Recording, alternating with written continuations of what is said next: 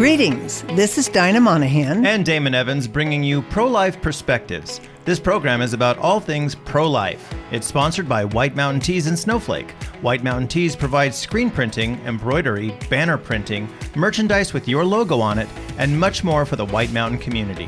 Whether it's 25 t-shirts for your family reunion or 5,000 for your big event, they can do it. Businesses can have a professional look with embroidered logos on jackets, hats, and other apparel. And Damon, they deliver. Yep, they deliver your order right to your door. From Payson to Winslow, Pinetop to Springerville. They bring it right to you. Go to whitemountaintees.com. That's whitemountaintees.com, or stop by their shop in Snowflake.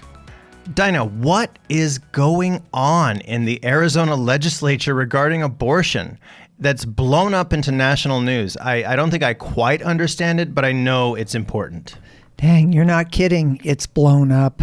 Today is the second session where there are fireworks, not just between the Democrats and Republicans, but between Republicans themselves. So let me try to unravel it. Yes, thank you. When Roe v. Wade was passed in 1964, all state laws were rendered invalid. Because federal law superseded the state laws, right? Exactly. So any laws on the books about abortion restrictions and protections of the women were no longer in effect. States had to pass new laws based on the parameters of Roe. Arizona's abortion law saga actually started in 1864, nearly 50 years before Arizona became a state. The territorial legislature passed what is now known as ARS 133603. Aren't you glad you know that? Yeah, that's impressive. Yeah. This prohibited abortion except for the life of the mother and punished the abortionist with jail time. That law was in effect in Arizona for many years after the territory became a state, and it was actually codified into state law until 1964 when Roe passed. Now, in 1977, despite Roe, the Arizona legislature recodified the language of the 1864 law to make it a political point about how state leaders felt about abortion, even though the law was invalid. Which just goes to show how pro-life Arizona has always been. Absolutely. In fact, there was a Democrat governor at that time, and he signed it.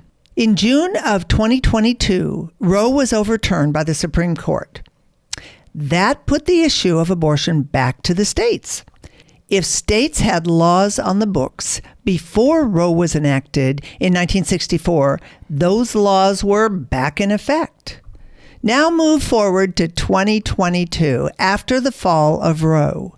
Governor Ducey signed the 15-week abortion ban bill into law. But this is so weird, Damon. It included language declaring that it shouldn't override the 1864 law. And of course, it all got challenged and ended up in the Arizona Supreme Court. On April 9th of this year, the court ruled that the Ducey bill allowing abortion until 15 weeks was not legal, which then reestablished the 1864 law once again in Arizona. So that was a law that was passed in 1864. And what is going on right now in the Arizona legislature? Well, the Democrats are angry. I guess it was a screaming fest on the House floor last week. The Dems want to reinstate the 15-week abortion ban law. The Republicans are split. Some pro-life absolutists support the law that outlaws abortion completely. Others realize that the extreme stance of that law will be like throwing gasoline onto a fire for the pro-aborts, or they're worried that it will affect their re-election. So they are hurrying to compromise and are voting to reinstate the 15-week ban so as to diffuse the opposition, whipping people into a frenzy over this. But that's already happened, so I don't think it'll affect much. But this really puts Arizona pro-lifers in a difficult spot, doesn't it? And the terrible thing that's coming out of this is that the movement is now divided, and people are angry with those who believe one way or another, while the Democrats are united. I know. I can see it from both sides. But one thing that puts pressure on the debate is the ballot initiative that probably has enough signatures to be placed on the ballot in November. It would put the issue of abortion in Arizona up for a vote. And that sounds democratic, so what's the problem with that? Oh my gosh. It is a draconian abortion amendment that would enshrine abortion in all 9 months right up to the moment of birth in our Arizona Constitution. It would strip parents of any say in their minor's abortion and much more. My next program will be on this, and it is a must listen for anyone who cares about this issue. The decision by the court to reinstate the 1864 law banning abortion inadvertently handed the pro-aborts what they needed to whip people into a frenzy and raise massive amounts of money, much of it coming from out of state, by the way. Those pro-lifers supporting the 15-week ban see this as necessary to pull the rug out from under the Democrats by removing this rallying cry and prevent the passage of the ballot initiative by the voters. They also say that it would save at least some babies. But in reality, 95% of abortions are done before 15 weeks, so that doesn't hold much water. On the other side, those who are opposing both the Dems and the pro-lifers who are calling for compromise are standing on the truth that abortion is wrong, period.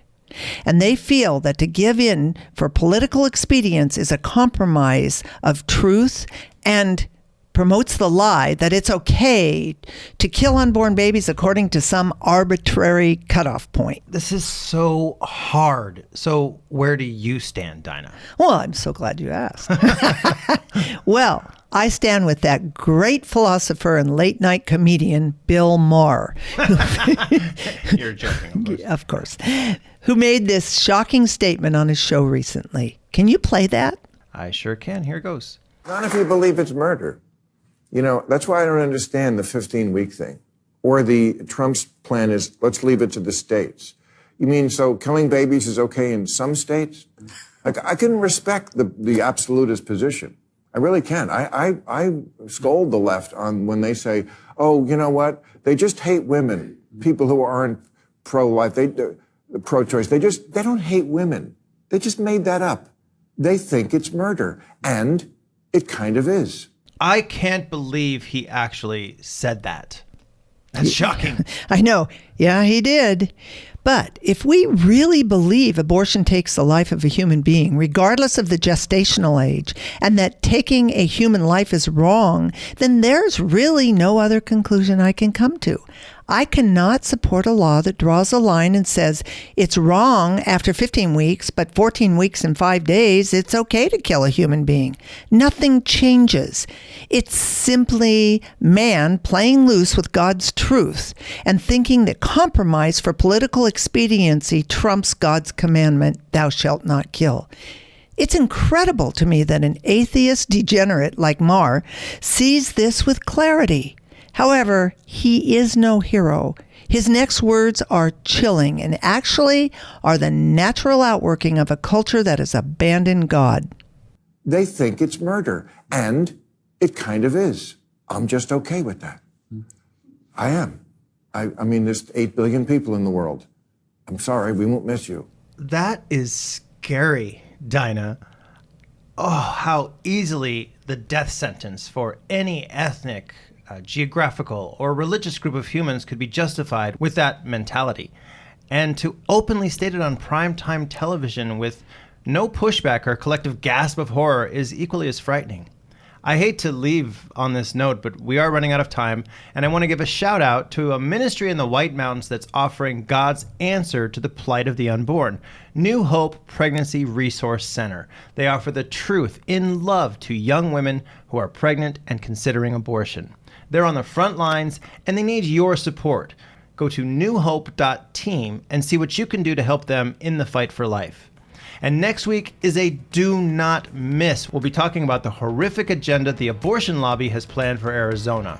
Right, Dinah? Right. Looking right. forward to that. It is an important broadcast. Okay, don't miss it. And until then, be blessed, Be safe. be kind, and love life.